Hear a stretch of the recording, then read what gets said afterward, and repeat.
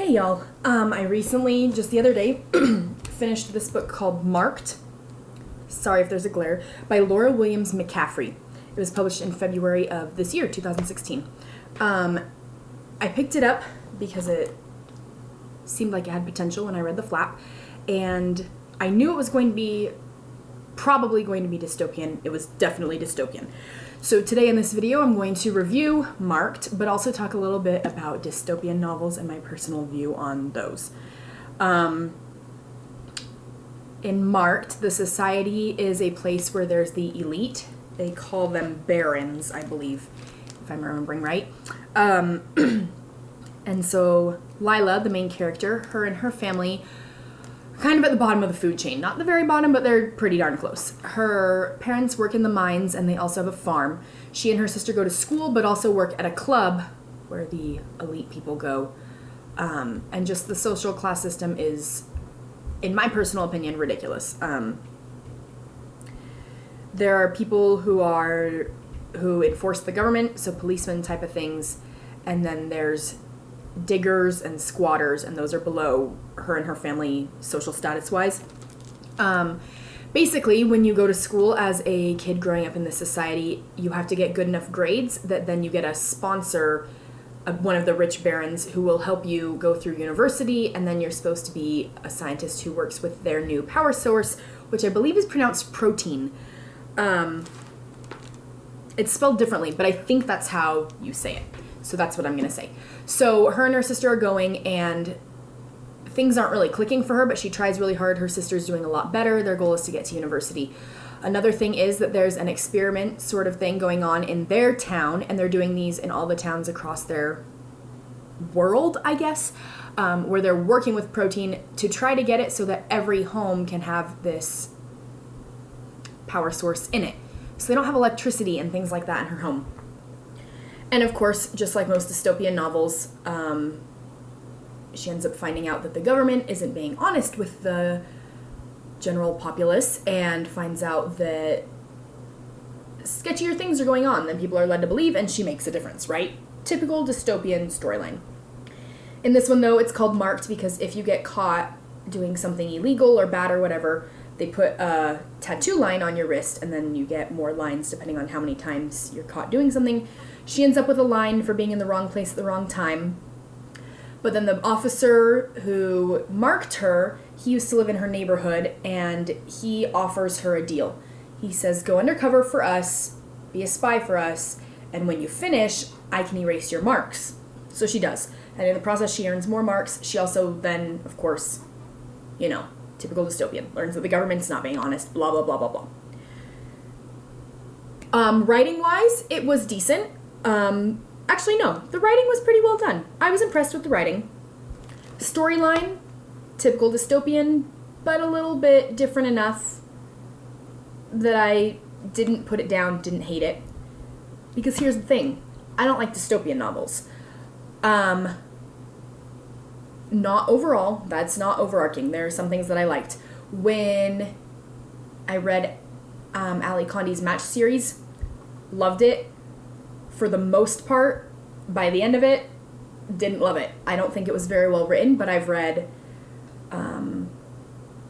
other things by her that are better and, whatever. So that series, not her strong point.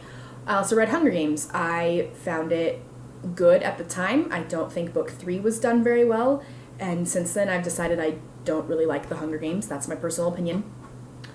But I've also read, the first dystopian I ever really read was the Ugly series by Scott Westerfeld. To this day, I still love that one. I've reread it a few times. It's very, very well written. He's very well thought out.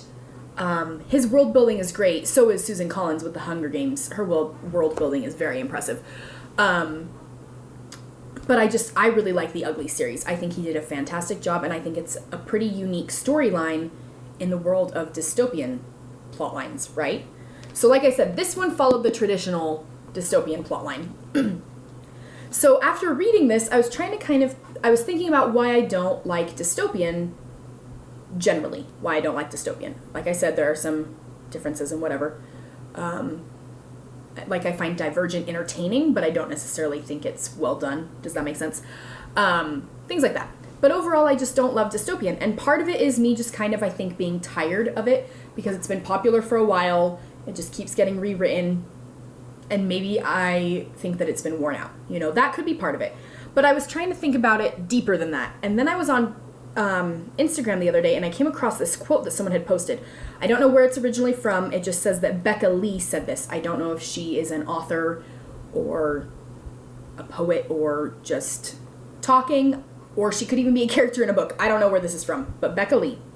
It says, she had this way of always finding the good and believing in everything despite all that she had seen. And then there's a little bit more that talks about pure magic of her undying hope with some stuff between. But I liked that first part, despite all that she had seen. And I think that's why I don't like dystopian. I'm a very optimistic person. I have a pretty decent outlook on life. I am aware that horrible things are happening in our world. It's not like I'm living in this naive little bubble. I'm very, very aware. I try to keep up on world news and what's going on everywhere. And I think, though, like that said, because even though I try to have this optimistic outlook, and even though I know what's going on, despite all that I've seen, I have hope and faith in humanity, because I believe in individuals. Dr. Seuss in the Lorax says, unless someone like you cares a whole awful lot, nothing is going to get better. It's not. And I very much agree with him that it starts with one person. One person makes a difference in their little circle of influence, but then it ripples out. There's the ripple effect.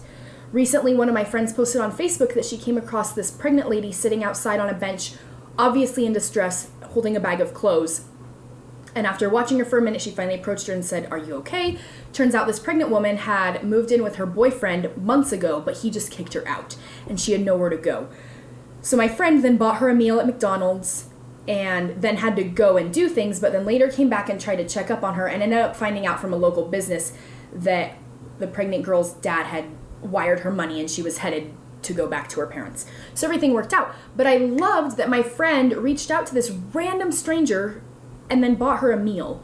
My friend didn't need to do that. And it's things like that where then, like, people helping each other.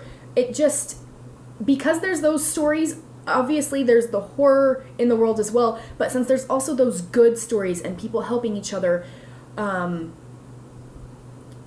just think that there's enough hope in the world that dystopian novels turn me off.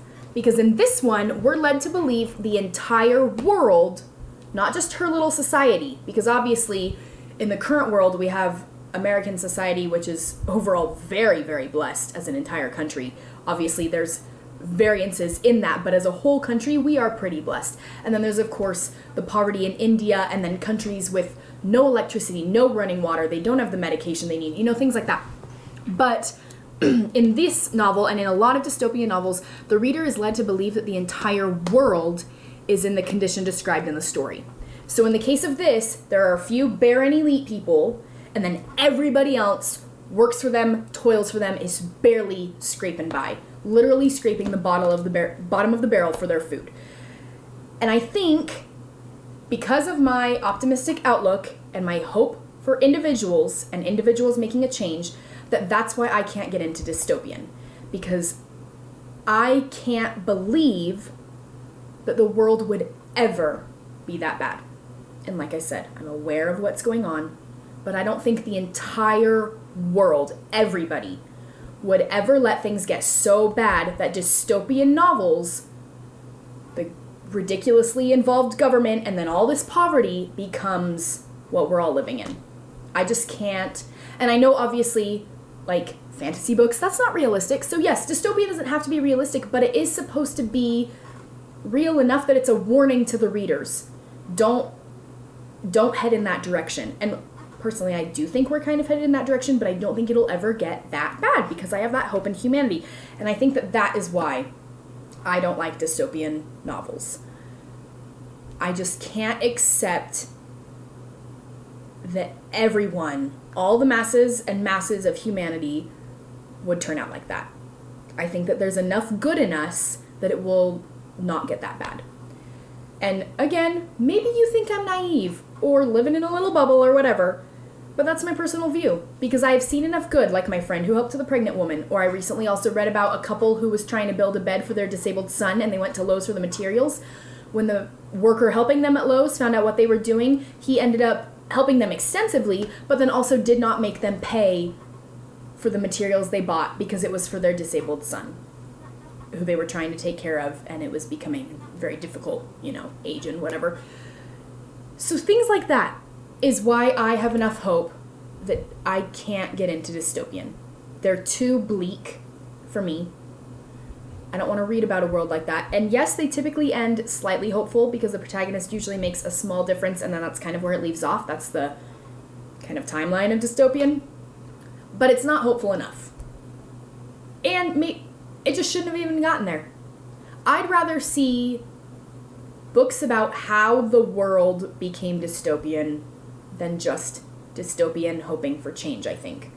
Because I think what we need to do is figure out the steps that lead us to that sort of thing so that it never truly happens in real life.